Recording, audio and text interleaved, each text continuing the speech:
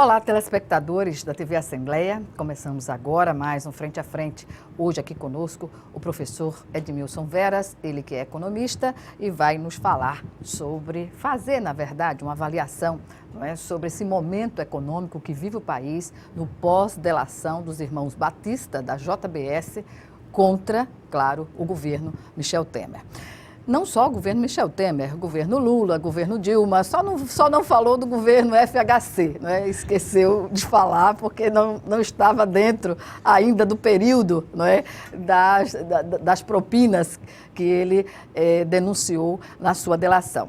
Portanto, professor, eu agradeço inicialmente a sua presença aqui novamente no Frente a Frente e pergunto, dentro desse contexto, esse cenário, quando o governo já vinha implementando, não é, as discussões das duas reformas antipopulares, ainda assim estava conseguindo discuti-la no Congresso, apesar das manifestações por todo o país, enfim.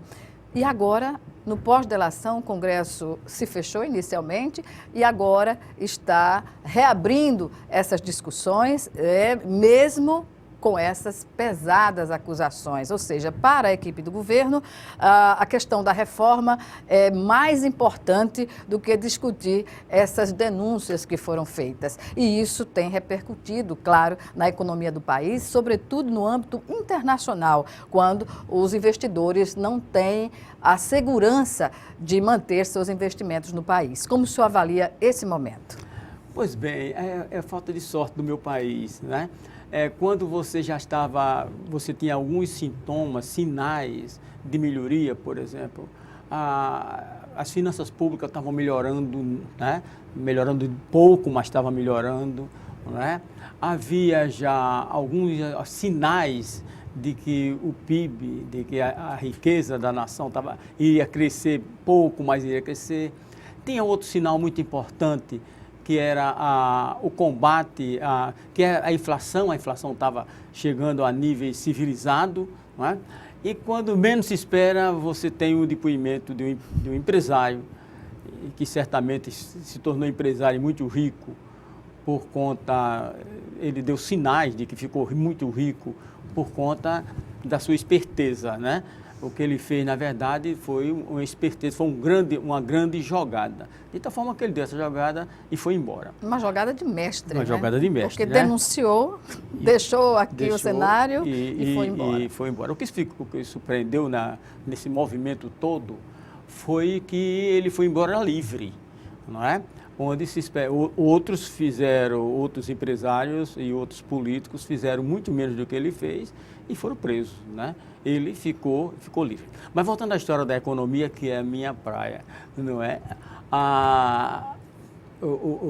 Agora nós estamos em compasso de espera, não é? Porque, na verdade, quem comanda a economia, né? Você pode ter os melhores economistas, coisa e tal, mas no mundo todo isso é de fundamental importância que você tenha um condutor político do país. Para dar esse respaldo. Para dar esse respaldo. Uhum. Então você pode ver o seguinte, pode ver o quê? O Plano Real. O Plano Real foi também uma grande engenharia comandada por Fernando Henrique, mas você teve um presidente da República, que foi o Itamar, o presidente Itamar, depois o próprio Fernando Henrique se reelege e administra isso. Então, quem comanda qualquer país, aqui pode ser o Brasil, pode ser os países da Europa, pode ser os Estados Unidos, mas quem comanda é o político. É o poder político, é o poder e não político, o econômico. Não é o poder político, o econômico influencia. Sim. Como a gente viu. Mas o martelo é batido pelo poder econômico. Mas o martelo é batido. Eu digo para meus alunos isso sempre. Olha, você pode ter o melhor economista do mundo, ele sabe tudo, montar a melhor equipe do mundo, mas você tem que ter um comando político, né? A mesma coisa que você discutir economia sem justiça, também é a mesma coisa. Então, economia sem direito, não tem jeito. Então, direito, economia e política. E aí eu digo sempre a eles também, meus alunos, olha, eu tenho política, economia, direito e história. Então, você são essas quatro ciências, que você tem que prestar atenção, tem que estudar isso. Então, veja bem. Para fazer uma interpretação. Para fazer uma interpretação correta. Dentro da realidade. E aprender. Porque a história vai lhe ensinar os erros e os acertos que foram feitos no passado. Em experiências passadas. Experiências passadas, não é? Então, vamos ver, quer dizer, antes a gente dizia o seguinte, olha, vamos esperar, quer dizer, o presidente estava governando e tal, tinha uma equipe econômica com certa credibilidade, né?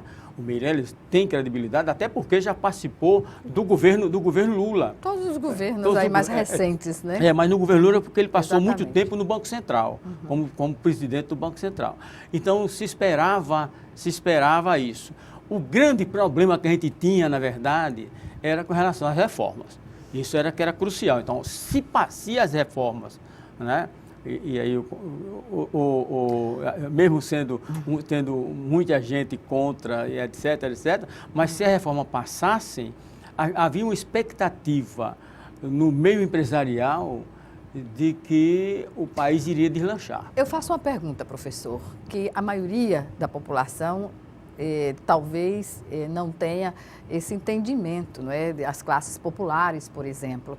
O que significa atrelar o desenvolvimento econômico de um país, não é? A tranquilidade política de um país à realização de duas reformas, tanto da Previdência quanto a trabalhista? Bem, vamos começar pela trabalhista, né? O grande problema do Brasil hoje, né, é um problema mundial, mas especificamente do Brasil, é a receita, a arrecadação de impostos ser bem inferior às despesas. Isso é que é o grande problema do país. O desequilíbrio das contas públicas. O que o Brasil arrecada hoje é quase 150, 170 bilhões de reais a menos do que ele gasta. Ou seja, mas não fosse a corrupção que está instalada no governo junto com os setores empresariais, o senhor não acredita que essa equação seria totalmente inversa? Tá, eu posso até concordar com você. Agora tem um detalhe, veja bem, quando a receita é menor que a despesa, não é? O governo só tem duas alternativas.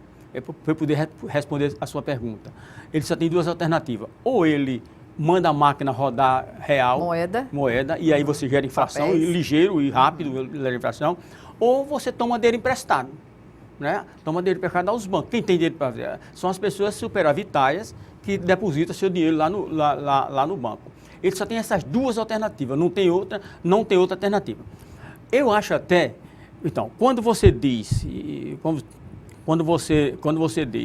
que se você reduzir a corrupção, essa arrecadação aumentaria e você teria uma receita, alguma coisa poderia até acontecer, a receita poderia até aumentar. Agora, a velocidade com que o endividamento está acontecendo, ela é de tal ordem que nós estamos na beira do desastre. Por exemplo, hoje você tem um débito interno, a dívida interna, nós temos uma dívida externa, essa está relativamente tranquila, ela é alta. Ao Fundo Monetário Internacional, foi paga só a parte do Fundo Monetário. Do Fundo Monetário. Mas a gente deve hoje, o Brasil deve mais de 300 bilhões de reais. Agora, o que acontece é que o Brasil tem 380 bilhões guardado. Guardado não, está emprestado a outros bancos, mas tem esse dinheiro. O diabo da dívida interna é que você tem uma dívida que está crescendo a uma velocidade muito rápida, né? Já chegou a 3,5 trilhões de reais. Né? E a expectativa é que ela chegue a 4 trilhões agora no final do ano. Então, veja bem, há países que devem um percentual, uma dívida relativamente maior do que o Brasil. A Itália, o Japão.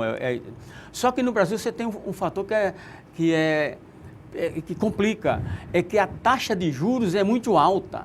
Então, por exemplo, uma taxa de juros acima de 10%, como hoje taxa de juros nominal, os economistas chamam de taxa de juros nominal, que inclui a inflação. Então, a taxa de juros é alta. Então, você calcular 10% ao ano, então você vê o seguinte, significa o seguinte, que no final do ano uma dívida de 3 bilhões e meio de reais, ela fica perto de 4 bilhões. A velocidade é muito rápida e não dá para esperar que os corruptos paguem. Pois é, mas aí é outro questionamento dentro dessa lógica, desse entendimento.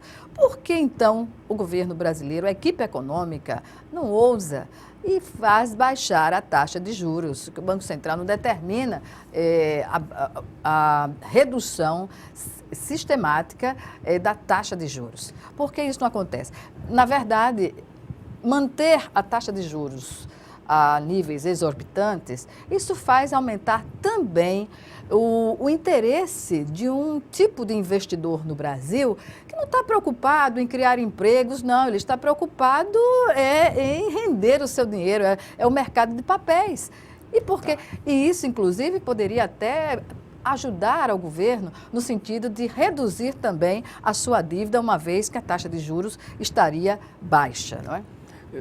Você tocou num problema que muitos economistas, diante dessa pergunta que você faz, não é? Se assusta. Então, veja bem, por que a taxa de juros... Então, você tem dois tipos de taxa de juros. Você tem uma taxa de juros que se chama Selic, que é essa que sai na televisão, oficial, essa sai na televisão. Então, essa taxa de juros é alta por conta da inflação, para controlar a inflação. Mas você pode argumentar, existe várias taxas de juros dos bancos. Taxa de juros para empréstimo imobiliário, taxa de juros para o médio comerciante, para o médio empresário. Por que essa não baixa? Aí tem várias explicações por que essa não baixa. Primeiro, uma das explicações por que essa taxa não baixa, não estou falando da Selic, não, estou falando dessa outra, que é que os empresários recorrem, tomam emprestado. Mas só um parêntese. A dívida interna do país, ela é paga com a referência da taxa de lucros da Selic. Da Selic. Então, chama taxa de juros referencial. Exatamente. Né? Por que não baixar essa taxa de juros? Olha, e manter a dos bancos em ascendência, a bel prazer do mercado financeiro. A presidente Dilma tentou fazer isso. Ela tentou reduzir a inflação, reduzindo, como muitos economistas chamam, na marra, a taxa de juros Selic. A inflação voltou. A inflação voltou. De tal forma que ela deixa, quando ela sai do governo, né, quando há o impeachment, quando ela sai do governo, a taxa de inflação estava acima de 10%. Isso então, é um ciclo vicioso, não é? Parece até que a economia do país é comandada pelo mercado financeiro. Essa é a ideia que dá. Pois é. Agora, só voltando ao mesmo assunto seu da taxa de juros, existem alguns poucos economistas importantes, né, que discutem isso. Agora, a grande maioria dos economistas, e os economistas que estão no governo, quando eu falo dos economistas que estão no governo, são os economistas como o presidente do Banco Central, o presidente e o ministro da Fazenda. Então, eles estão olhando para essa questão quando se baixou a taxa de juros e a inflação voltou. Né? Está olhando muito para muito a história foi essa, e muito a história recente com a presidente Dilma, né? Que a inflação voltou. Esse é um medo que tem, sabe por quê? Rapidinho. Quando a inflação volta, não existe meia inflação, ela cresce, ela tem uma ascendência. Uma ascendência, é impressionante esse é o medo que os econômicos têm. Então, veja bem, o Banco Central está acenando com a possibilidade, o presidente do Banco Central e o ministro da Fazenda, está acenando com a possibilidade de reduzir significativamente essa taxa Selic, desde que a inflação caia mais. A notícia é boa. Era boa, é boa, né? É boa, né? É quase boa. Não é? A notícia é o seguinte, é que essa inflação vai sair a menos de 4%. Pois é, mas seria interessante, exatamente, porque a gente sabe que em momentos de turbulência política, tudo dá errado. Tudo dá errado porque tem que dar errado. Na questão, por exemplo, quando o senhor falou que a presidente Dilma tentou e não conseguiu, e pelo contrário, quando ela saiu do governo, a taxa de juros estava altíssima. Enfim, havia um momento político bem propício, não é, a essa condição, para que o próximo governo, o governo de transição, chegasse e equilibrasse as contas. Nesse sentido, como o senhor vê hoje, em meio a essa turbulência política que se instaura novamente, uma saída para essa situação? Bem, no âmbito da economia. Ela vai ficar pendente.